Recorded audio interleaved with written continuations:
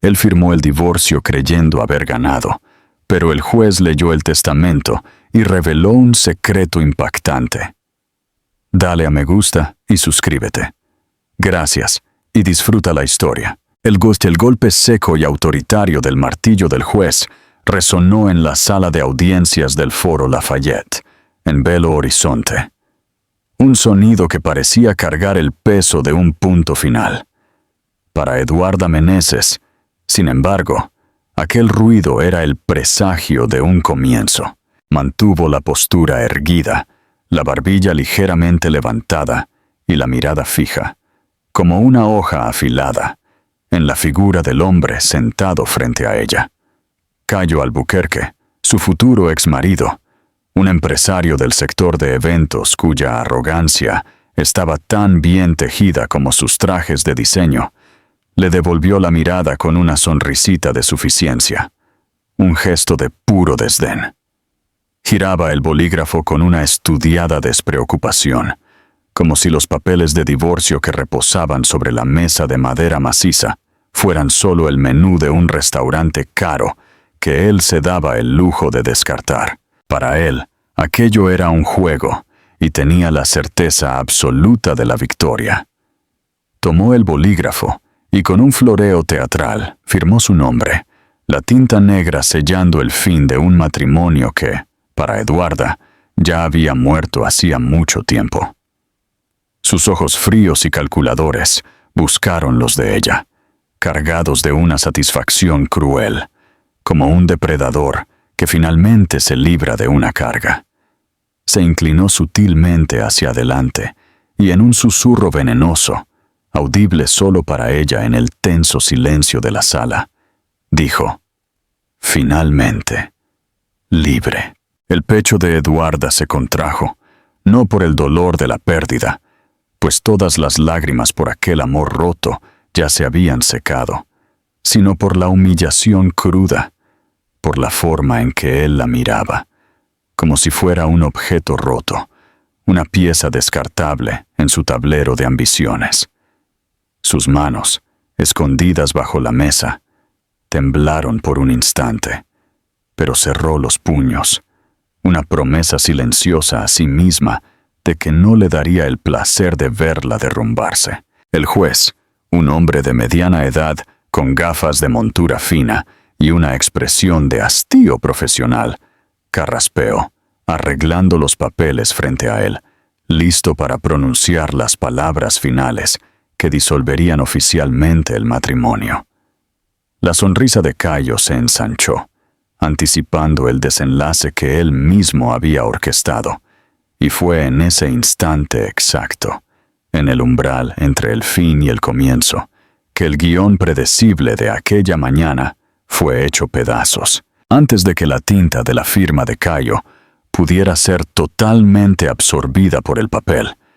El juez, con un movimiento deliberado, ignoró los documentos del divorcio y sacó de una carpeta de cuero un segundo sobre.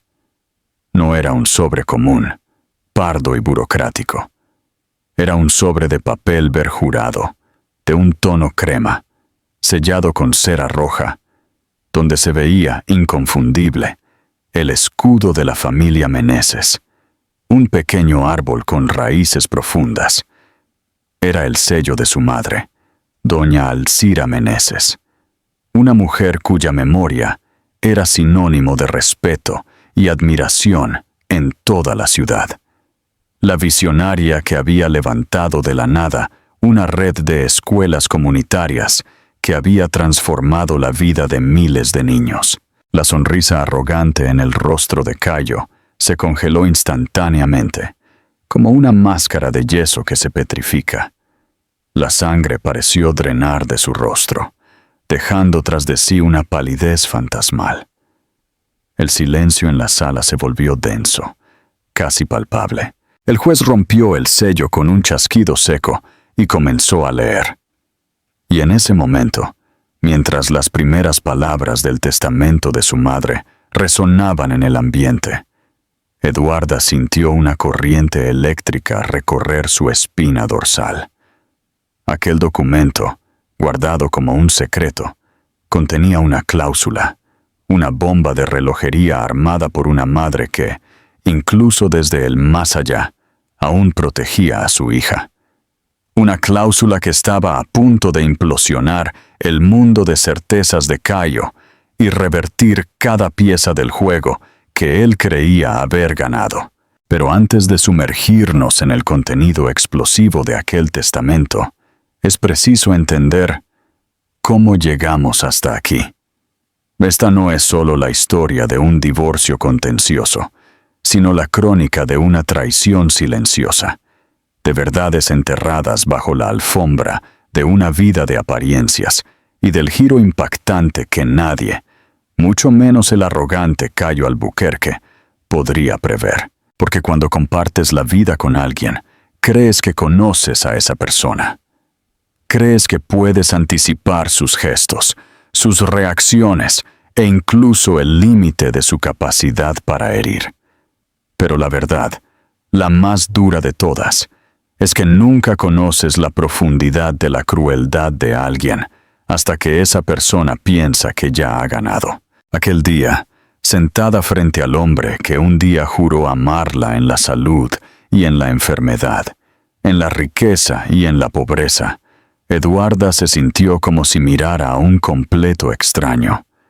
La frialdad en su mirada, la presunción en sus gestos, la ausencia total de remordimiento. Todo aquello debería haberla aplastado, pero en su lugar encendió una llama dentro de ella, una brasa de indignación que se negaba a apagarse, porque lo que Caio no sabía, lo que jamás podría haber imaginado, era que doña Alcira había dejado mucho más que buenos recuerdos y una red de escuelas. Había dejado secretos, secretos que harían que el castillo de naipes de Caio se desmoronara de una forma que él nunca esperó. Y mientras los labios del juez formaban aquellas primeras palabras sorprendentes, Eduarda percibió que esta historia, su historia, estaba apenas comenzando. Si estuvieras en esa sala de tribunal, viendo al hombre que amaste burlarse de ti mientras firmaba el fin de todo, ¿qué habrías hecho? ¿Habrías luchado con todas tus fuerzas o simplemente te habrías dado la vuelta y te habrías marchado? Piénsalo. Y si esta historia ya te ha enganchado, dime desde dónde nos estás acompañando, porque vuestro apoyo es lo que nos mueve. Y créeme, la jornada que estamos a punto de iniciar es de esas que no querrás abandonar. Para entender la profundidad de la caída de Caio, es preciso retroceder en el tiempo, a una época en que su sonrisa no era un arma, sino una invitación. Años antes de la frialdad calculada de aquella sala de tribunal, Eduarda Meneses conoció a un Caio Albuquerque completamente diferente, o al menos uno que él representaba con maestría. Ella tenía 20 y tantos años, aún navegando por las aguas turbias de un luto reciente y abrumador por la pérdida de su padre, un hombre gentil y el pilar de su vida. Fue en ese escenario de vulnerabilidad que Caio surgió, no como una tormenta, sino como un puerto seguro. Él era el epítome del encanto mineiro, bien articulado, con una ambición que brillaba en los ojos y una sonrisa fácil que parecía capaz de disipar cualquier sombra. Trabajaba en una productora de eventos, aún pequeña, pero sus sueños eran grandiosos y los vendía con un entusiasmo contagioso. Caio no solo la vio, pareció verla de verdad. Notaba las pequeñas cosas, como la manera en que fruncía la nariz al concentrarse en un libro o el modo en que sus ojos brillaban cuando hablaba sobre los proyectos educativos de su madre. La hizo reír, una risa genuina y liberadora, en un momento en que la alegría parecía una lengua extranjera. La sacó de la niebla del dolor y la hizo creer que los cuentos de hadas modernos podrían, sí, suceder en medio de los rascacielos de Belo Horizonte. Doña Alcira, una mujer de intuición aguda y una mirada que veía a través de las fachadas. Al principio también se encantó. Cayo tenía esa energía pulida, esa aura de yerno perfecto, que prometía no solo amar a su hija, sino también construir un imperio a su lado. Hablaba sobre el futuro con una confianza que rozaba la profecía. Sin embargo, la cautela de madre es un instinto primitivo y poderoso.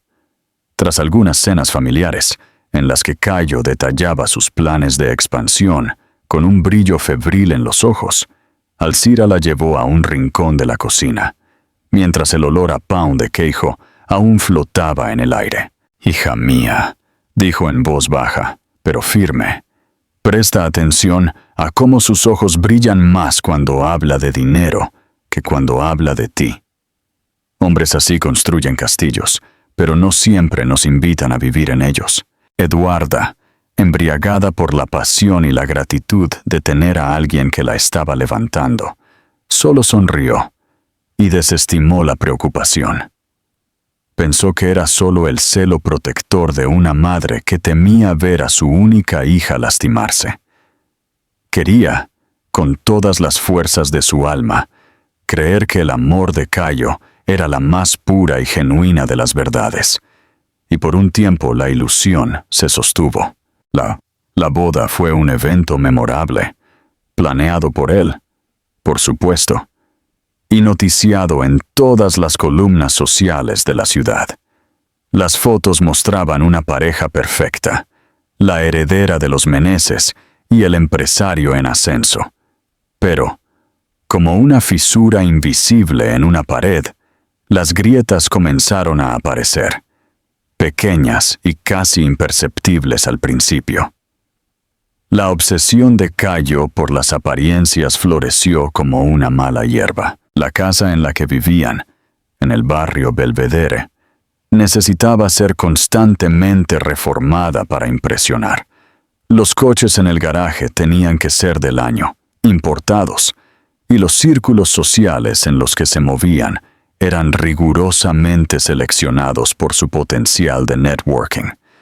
Eduarda, que creció viendo a su madre dedicar la vida a un propósito mayor, se sentía cada vez más como un accesorio de lujo en la vida de él. Él quería que ella fuera su anfitriona perfecta, organizando cenas para personas que apenas conocía y cuyas conversaciones vacías la agotaban.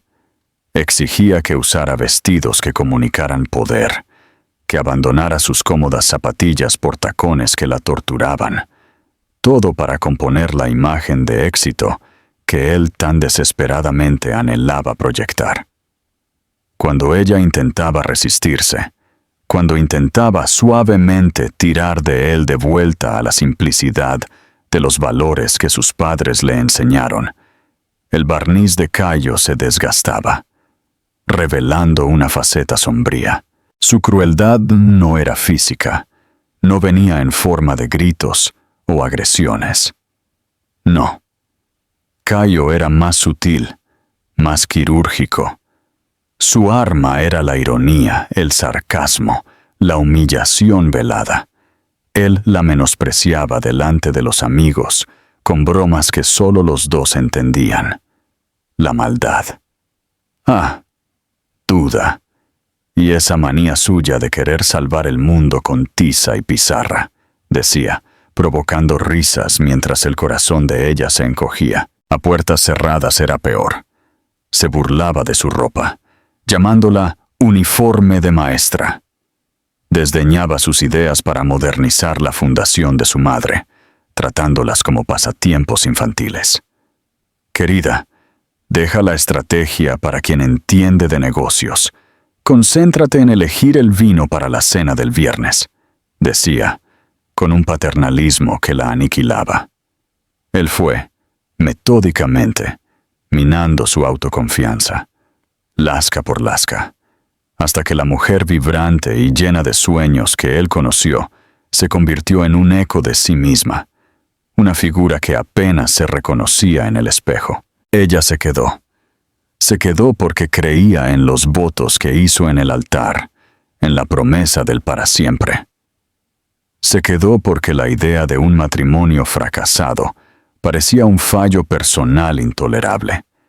Y sobre todo, se quedó porque no soportaba la idea de admitirle a su madre, la roca de su vida, que se había casado con un hombre que la trataba como un trofeo polvoriento, y no como la pareja que él juró ser.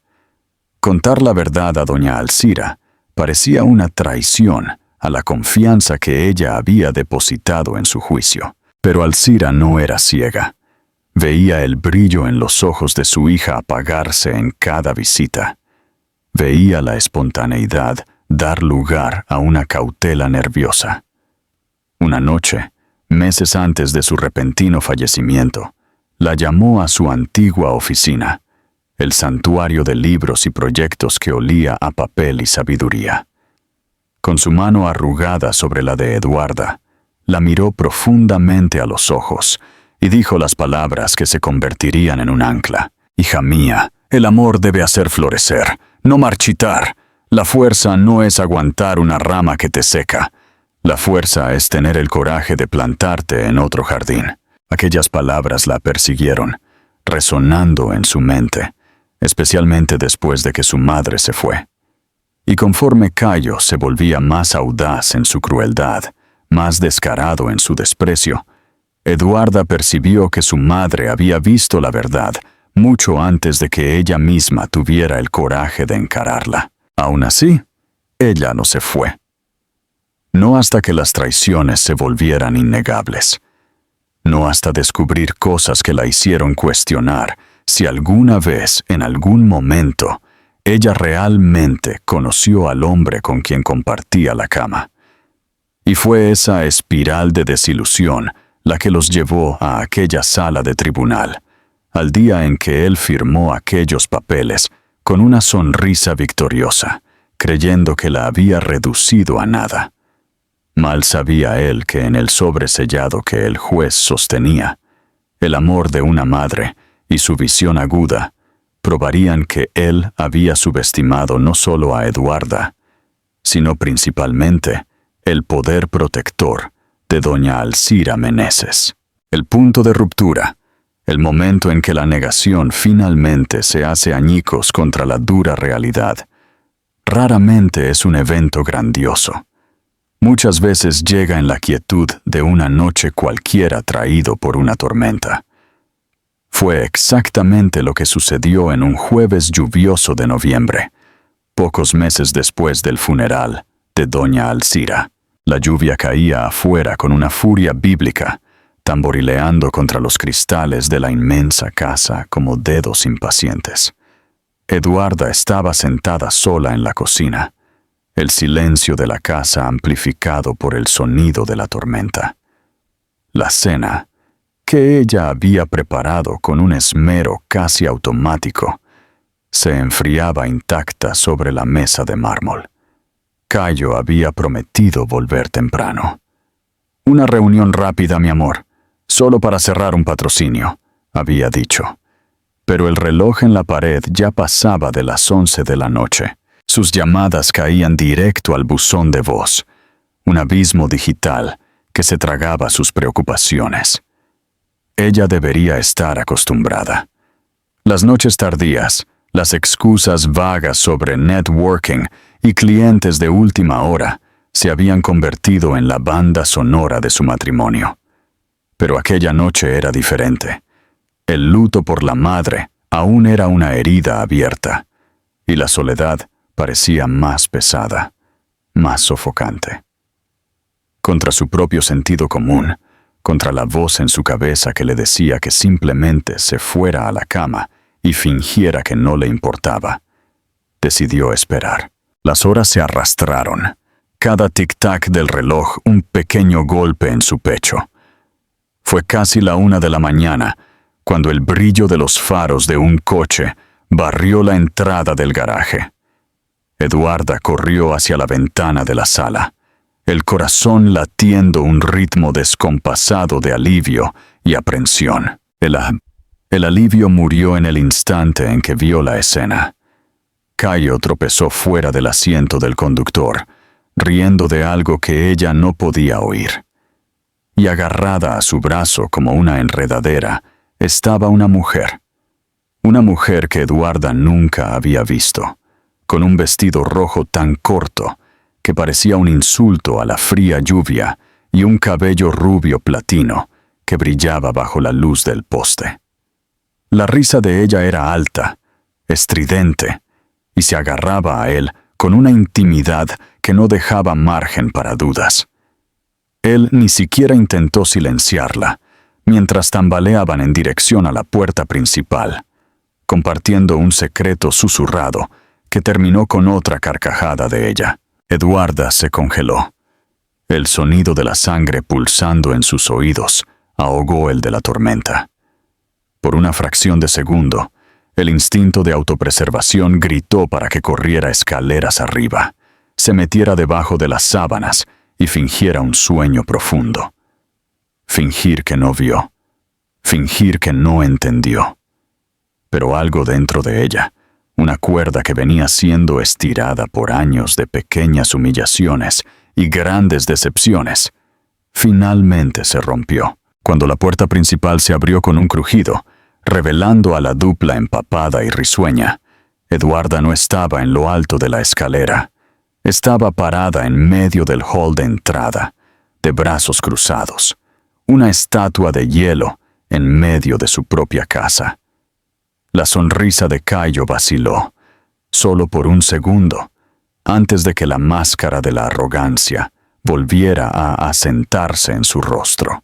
«Ah, duda», dijo él con una casualidad forzada, como si acabara de volver de la panadería. «¿Estás despierta?» «Esta es Marcela, nuestra nueva consultora de marketing. Estábamos finalizando una estrategia». El perfume de Marcela la golpeó incluso antes que las palabras. Era un perfume dulce, empalagoso, inconfundiblemente barato e íntimo. La mujer la midió de arriba abajo con una mirada insolente y le dedicó una sonrisita, pasando la mano por el hombro de Cayo, como si marcara territorio. El estómago de Eduarda se revolvió. «¿Finalizando una estrategia?», repitió, y se sorprendió al notar que su voz, aunque temblorosa, sonaba firme, cortante. A la 1 de la mañana, oliendo a whisky y con una marca de pintalabios en su cuello, Cayo soltó una carcajada, una risa de verdad, como si ella hubiera contado el chiste más divertido del mundo. «Estás siendo dramática como siempre. No seas paranoica, querida». Dramática era su palabra favorita. El sello que él usaba para invalidar cualquier sentimiento de ella que le incomodara. Era la herramienta que él usaba para hacerla dudar de sus propios ojos, de sus propios instintos. Pero esta vez no había duda.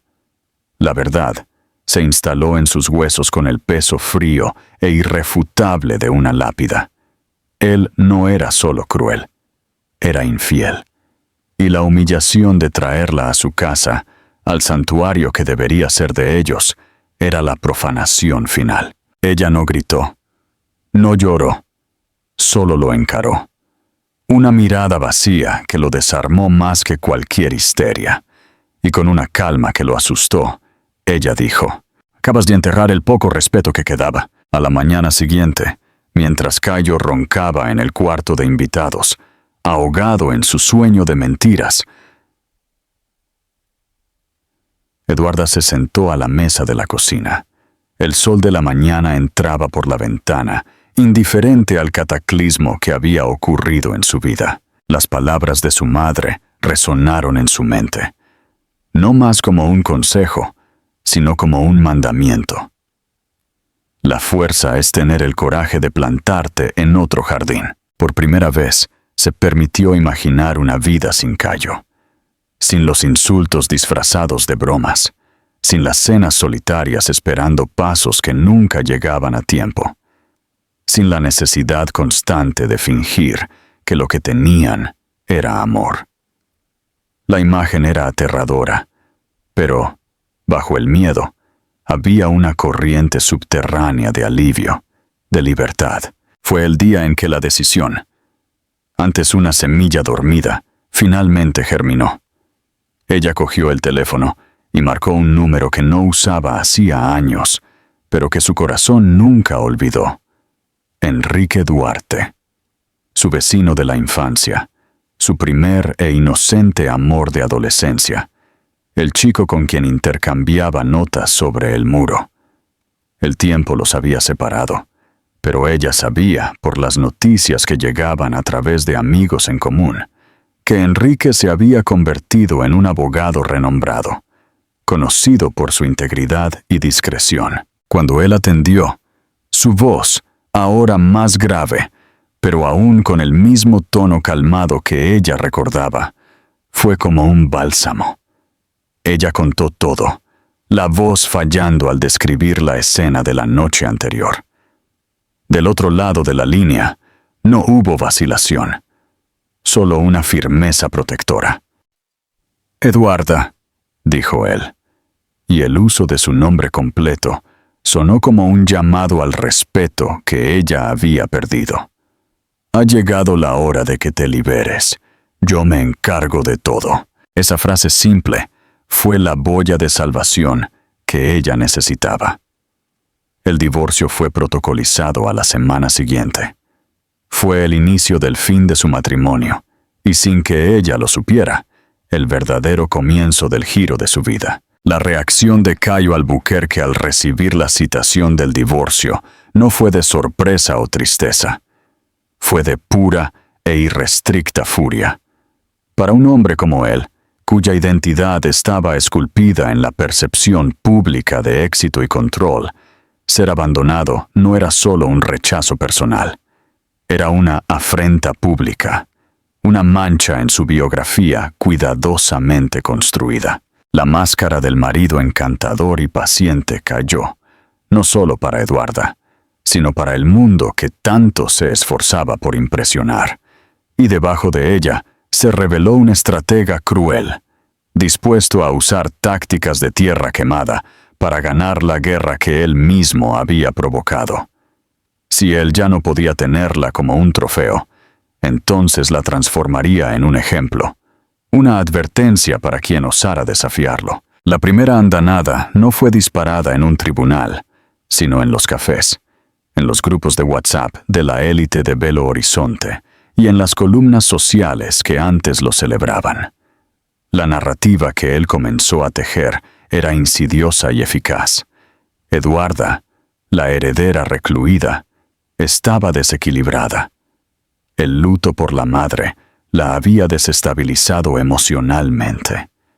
El matrimonio, suspiraba para amigos en común, con una actuación digna de un Oscar, se acabó por culpa de ella, por su inestabilidad y paranoia. Él era un maestro de la manipulación, jugando con las inseguridades y la sed de chismes de la alta sociedad. Para los amigos hombres, pintaba a Eduarda como una esposa frígida y exigente. Para las mujeres, se presentaba como la víctima, un marido dedicado que intentó de todo para salvar a una mujer rota. Usó su red de contactos como un ejército. Periodistas que le debían favores comenzaron a publicar notas veladas sobre la crisis personal de la heredera de los Meneses.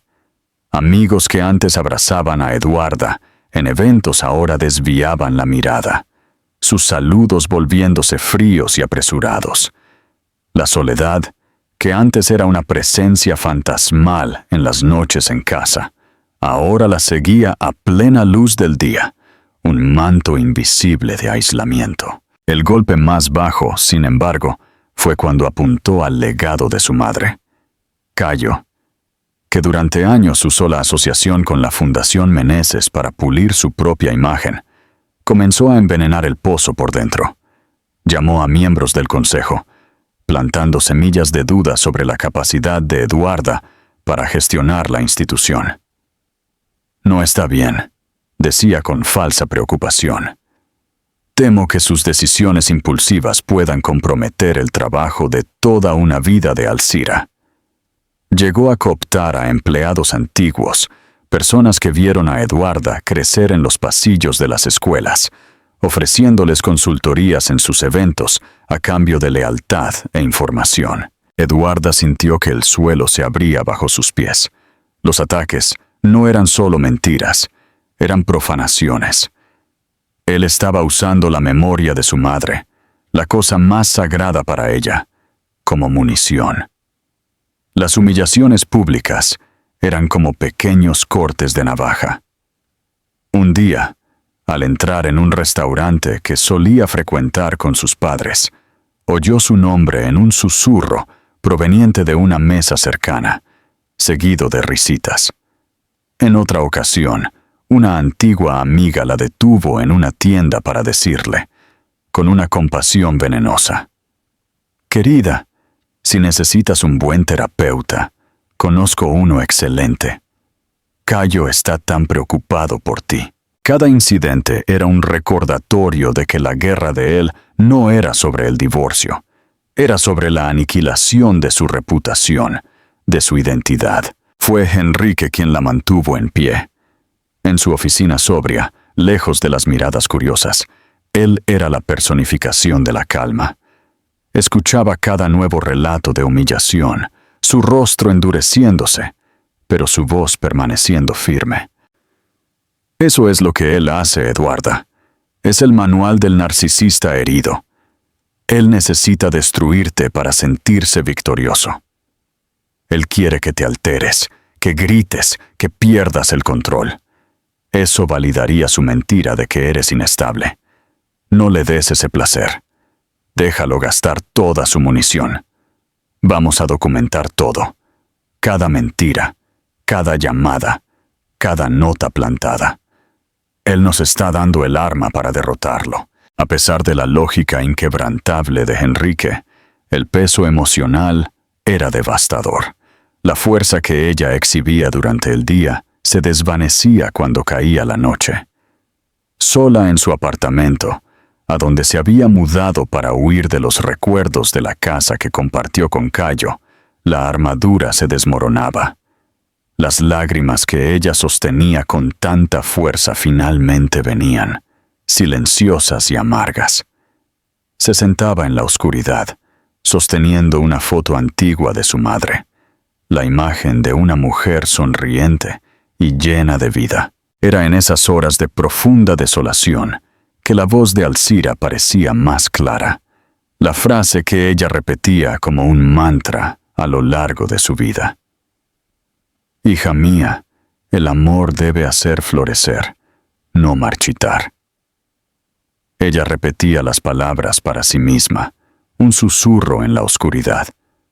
Florecer, no marchitar. La frase se convirtió en su armadura interna, la única cosa que el veneno de Cayo no podía penetrar. Era un recordatorio de que la situación en que se encontraba era la antítesis de todo lo que su madre le había enseñado sobre el amor y el respeto propio. Eran esas palabras las que la hacían levantarse de la cama a la mañana siguiente, secar las lágrimas y vestir su determinación para un día más de batalla. Ella estaba marchitándose bajo el ataque implacable de Cayo, pero la semilla que su madre plantó en su corazón todavía estaba viva, esperando el momento justo para romper la tierra y finalmente florecer. Lo que ni ella ni Enrique sabían era que en medio del legado de su madre no había solo palabras de sabiduría, sino una prueba concreta, un secreto guardado, que estaba a punto de ser desenterrado. La resistencia de Eduarda era un acto de terquedad diaria contra la desesperación. Cada mañana era una pequeña victoria, pero la guerra de desgaste de Cayo estaba cobrando su precio. Ella se sentía como una nadadora luchando contra una fuerte corriente, exhausta, apenas logrando mantener la cabeza fuera del agua. Enrique, con su calma estratégica, insistía en que la marea cambiaría, pero Eduarda necesitaba más que promesas. Ella necesitaba una señal, algo tangible que probara que no estaba luchando una batalla perdida. Esa señal vino no como un trueno, sino como un susurro del pasado en una tarde gris y melancólica. Buscando un refugio de la avalancha de noticias falsas y miradas de lástima, fue hasta la sede de la Fundación Meneses. Pero en lugar de concentrarse en el trabajo del día, algo la jaló hacia la antigua oficina de su madre, un cuarto que ella había mantenido casi intacto desde su muerte, como un santuario. El aire allí era diferente, impregnado con el olor familiar de libros antiguos, cedro y del perfume suave que Alcira usaba. Era un lugar suspendido en el tiempo. Pasó los dedos por la mesa de roble macizo, por los bolígrafos alineados, por los portarretratos con fotos de ella niña. Era un acto de búsqueda de consuelo, de conexión. Sus ojos vagaron por la estantería abarrotada, una pared de conocimiento que iba de Paulo Freire a balances contables. Y entonces algo llamó su atención. No era un libro destacado, sino un espacio extraño, un hueco detrás de una fila de gruesos libros de contabilidad que parecía deliberado. Movida por una curiosidad repentina, un impulso que ella no sabía de dónde venía, Eduarda retiró los pesados volúmenes de la estantería, y allí, en el fondo, escondido en la sombra, estaba él. Un cuaderno simple, de tapa dura marrón, sin título, sin nada que indicara su contenido. Parecía un diario antiguo, olvidado. Su corazón se aceleró un poco. Con las manos temblorosas, lo tomó. El cuaderno era más pesado de lo que parecía. Al abrirlo, no encontró reflexiones o pensamientos diarios. Encontró la caligrafía elegante y precisa de su madre, pero el contenido era frío y metódico. Eran anotaciones, fechas, nombres de empresas, valores, y un nombre que se repetía como un estribillo siniestro. Cayo Albuquerque. Página tras página, doña Alcira había creado un dossier. Había anotaciones detalladas sobre préstamos para eventos que Cayo pedía, supuestamente para apalancar su empresa, usando el prestigio de la fundación como garantía moral. Pero lo que hizo que la sangre de Eduarda se helara fueron los pequeños comprobantes de transferencia bancaria, grapados junto a las anotaciones. Eran transferencias de cuentas de la fundación, disfrazadas como pagos a proveedores o gastos de marketing para empresas que Eduarda nunca había oído hablar. Con una búsqueda rápida en el móvil, el rompecabezas macabro comenzó a armarse. Las empresas eran de fachada, registradas a nombres de testaferros, pero todas ligadas a un único beneficiario final: Cayo. Su madre no estaba solo desconfiada, estaba investigando. Ella había descubierto que Cayo no estaba solo aprovechándose de su generosidad. Estaba sistemáticamente desviando dinero, usando la institución, que era la obra de su vida, como su cajero automático particular. El dolor de la traición fue abrumador, pero bajo él surgió una nueva emoción, feroz y poderosa: la furia de la justicia. Su madre no había sido engañada, ella sabía, y había dejado un mapa, un arma cargada, esperando que su hija la encontrara. Eduarda no esperó. Con el cuaderno presionado contra el pecho como si fuera un escudo, condujo directamente a la oficina de Enrique. Entró en su sala sin ser anunciada, los ojos brillando con una mezcla de lágrimas y fuego. Puso el cuaderno sobre la mesa de él, sin decir una palabra. Enrique, viendo la urgencia en su rostro, lo abrió. El silencio en su oficina era absoluto mientras él hojeaba las páginas, su expresión cambiando de curiosidad a concentración, y finalmente a un asombro contenido. Leyó cada anotación, analizó cada comprobante. Cuando finalmente levantó la mirada, sus ojos se encontraron con los de Eduarda, y en ellos había una admiración reverente. «Eduarda», comenzó, la voz casi un susurro. Esto es la prueba irrefutable. Tu madre sabía quién era él. Lo supo todo el tiempo. Y no te lo contó para no destruir tu felicidad, pero te dejó protegida. Te dejó el arma para ganar la guerra. En ese momento, la imagen de su madre se transformó. No era solo la mujer amorosa y sabia de sus recuerdos. Era una leona, una estratega silenciosa que, incluso ante su propia mortalidad, pensó en cómo proteger a su cría del depredador que ella misma había, sin saberlo, dejado entrar. El descubrimiento del cuaderno cambió todo. La dinámica de la batalla se invirtió completamente. Ya no estaban a la defensiva, parando los golpes de Cayo. Ahora, tenían el poder de asestar el golpe final. En las semanas siguientes, la oficina de Enrique se convirtió en un cuartel general. La dupla preparó el ataque con la precisión de un cirujano. Enrique contrató a un perito calígrafo para validar la caligrafía de Alcira y a un contador forense para rastrear cada centavo desviado, conectando las empresas de fachada directamente a Cayo. No dejaron cabos sueltos. El plan era simple y devastador. No presentar la prueba antes para no darle a Cayo tiempo para preparar una defensa. Ellos la detonarían en medio de la audiencia, en el clímax del drama que él mismo había creado. El día del juicio, la atmósfera era la que Cayo había planeado. Estaba relajado, confiado, intercambiando sonrisas con su abogado.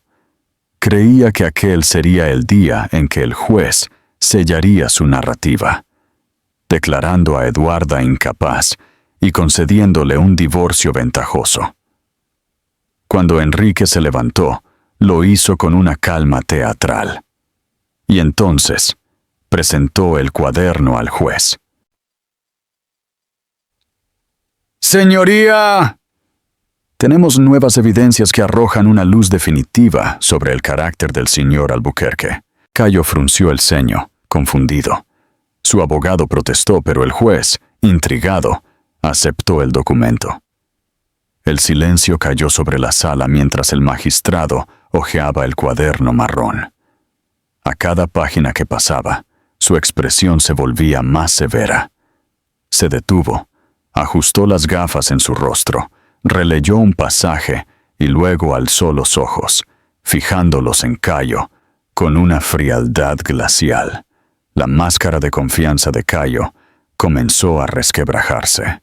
El juez se aclaró la garganta y su voz sonó firme, cada palabra un clavo en el ataúd de la credibilidad de Cayo.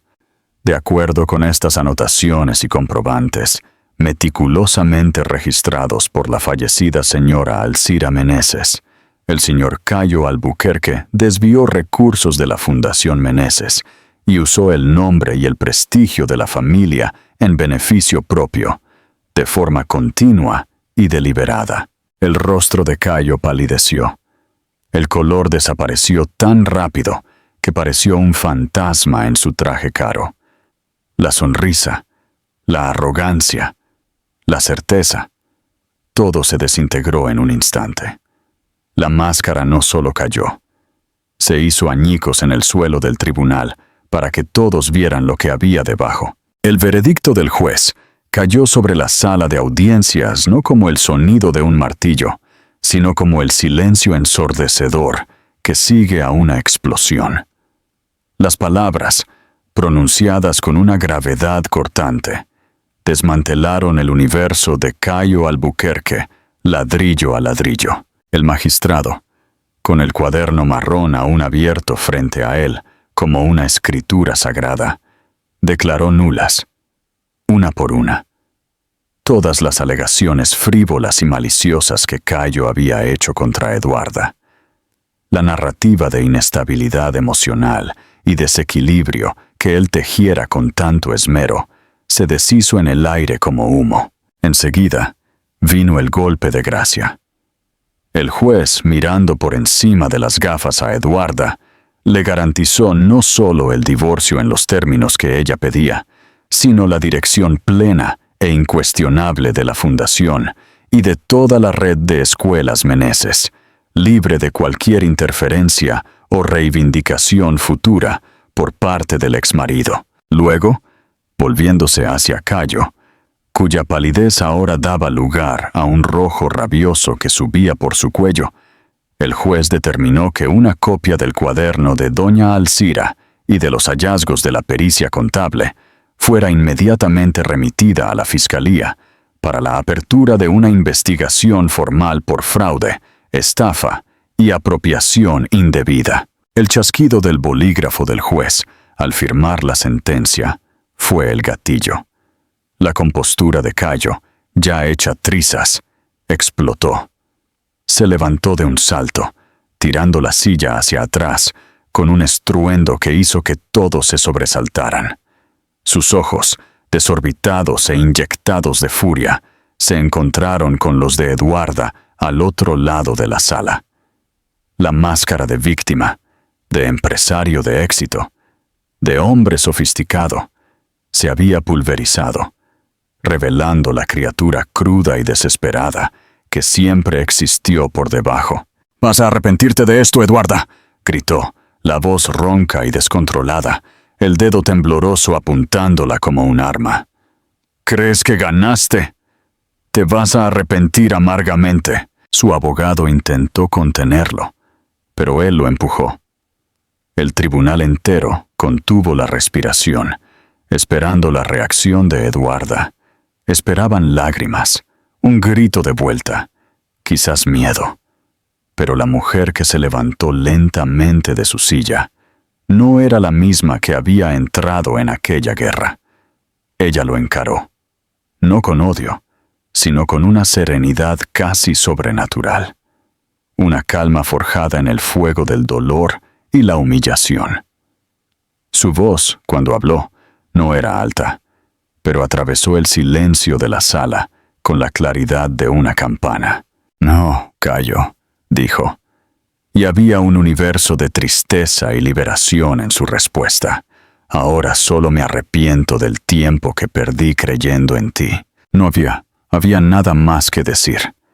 La frase flotó en el aire, un epitafio para el matrimonio y para el hombre que él un día fingió ser. Mientras los oficiales de justicia se acercaban para escoltar a un Cayo que ahora maldecía y se debatía, Eduarda simplemente se dio la vuelta y, con Henrique a su lado, caminó fuera de aquella sala, sin mirar atrás. Los meses que siguieron fueron la materialización del karma. La caída de Cayo no fue solo rápida, fue un espectáculo público, una implosión transmitida en tiempo real por los mismos medios que él antes manipulaba. Las noticias sobre la investigación por fraude se extendieron como un incendio. Los amigos, que antes competían por una invitación a sus fiestas, ahora cruzaban la calle para no cruzarse con él. Clientes cancelaron contratos, socios se disociaron de su imagen y los bancos, antes tan generosos, le cerraron las puertas. El hombre que construyó su identidad sobre la percepción de éxito y poder, vio su castillo de arena ser llevado por la marea de la verdad. Perdió los coches de lujo, el apartamento en el Belvedere, la relevancia. Pero su mayor pérdida, la que ciertamente lo atormentaría en las noches solitarias, fue la del control. Él, que se veía como un maestro de marionetas, vio sus hilos cortados y cayó inerte en el escenario vacío de su propia vida. Su castigo no fue la prisión, que logró evitar con acuerdos y buenos abogados, sino algo mucho peor para un hombre como él: la irrelevancia. Se convirtió en una anécdota, un cuento de advertencia susurrado en los círculos que él tanto apreciaba. Mientras Cayo descendía en su espiral de oscuridad, Eduarda florecía. No perdió tiempo celebrando la victoria. En su lugar, se zambulló de lleno en el trabajo, en el legado de su madre. Con una energía renovada y una visión clara, reconstruyó la Fundación Meneses. Expulsó los últimos vestigios de la influencia de Cayo, reestructuró las finanzas con una transparencia rigurosa y, más importante, reconectó las escuelas a su misión original, la transformación social a través de la educación. Pero ella fue más allá. El dolor que sufrió no la rompió. La transformó. Usó su propia experiencia como catalizador para crear algo nuevo, algo profundamente personal. Dentro de la fundación, inauguró un nuevo brazo, un proyecto social que bautizó como Florecer. Era un programa dedicado a ofrecer apoyo jurídico, psicológico y capacitación profesional para mujeres que, como ella, habían sufrido abuso psicológico y manipulación en sus relaciones. Quería que otras mujeres encontraran la fuerza que ella casi perdió, que tuvieran la oportunidad de plantarse en un jardín fértil, como su madre siempre decía. El proyecto fue un éxito inmediato, y Eduarda, la heredera que antes era vista como una figura frágil y recluida, se convirtió en una voz poderosa, un símbolo de resiliencia. La reinauguración de la sede de la fundación, un año después del divorcio, fue un evento que marcó esta nueva era. El edificio antiguo fue reformado, ganando más luz, más colores, más vida. El jardín, antes descuidado, estaba exuberante. No había columnistas sociales o la élite vacía que Cayo solía cortejar. Había profesores, alumnos, padres, voluntarios y las mujeres del proyecto Florecer, cuyos rostros mostraban una mezcla de gratitud y esperanza. Enrique estaba allí, no como su abogado, sino como su amigo, su confidente, el ancla que la mantuvo firme durante la tormenta. Permaneció discretamente a su lado durante todo el evento, observándola con un orgullo que no necesitaba palabras. Al final de la tarde, mientras los últimos invitados se dispersaban, los dos caminaron por el jardín renovado. El sol poniente pintaba el cielo de Belo Horizonte con tonos de naranja y rosa. Él, percibiendo un ligero temblor en su mano, tal vez por la emoción del día, suavemente la aseguró. El toque era cálido, familiar, respetuoso. Eduarda miró sus manos unidas y luego a él, y una sonrisa genuina, libre de cualquier sombra del pasado, iluminó su rostro. La vida, Enrique, dijo, la voz suave, tiene una forma curiosa de ajustar las cuentas. Siempre devuelve con la misma moneda. Enrique sonrió de vuelta, una sonrisa que alcanzaba sus ojos. A veces, respondió, devuelve con intereses, y en una moneda mucho mejor. Aquella noche, mucho después de que todos se hubieran ido, Eduarda subió a la antigua oficina de su madre. La sala estaba igual, pero diferente. El aire ya no era de un santuario intocado, sino de un espacio vivo, de continuidad. Abrió las ventanas, dejando que el viento fresco de la noche entrara y bailara con los papeles en su mesa. El cuaderno marrón ya no estaba escondido. Reposaba en la estantería principal, un monumento silencioso a la sabiduría y al amor de una madre. Miró al cielo estrellado, a la inmensidad oscura salpicada de luz, y en un susurro, que era parte ruego, parte conversación, habló con la mujer que lidera la vida ahí. De cierta forma, la había salvado por segunda vez. Gracias, mamá. Me enseñaste a florecer, incluso después del invierno más riguroso. Me salvaste, incluso después de partir. Y aunque el único sonido era el del viento en los árboles, Eduarda sintió una paz profunda. la certeza de que, de alguna forma, su madre la escuchaba. La historia de un matrimonio roto había terminado, pero la historia de Eduarda Meneses, la mujer que renació de las cenizas, estaba apenas comenzando. Gracias por ver esta historia hasta el final. Si te gustó, seguro te encantará la próxima. Es aún más intrigante de lo que puedes imaginar. Así que, no te la pierdas. Haz clic en la imagen que aparece en tu pantalla ahora mismo para verla.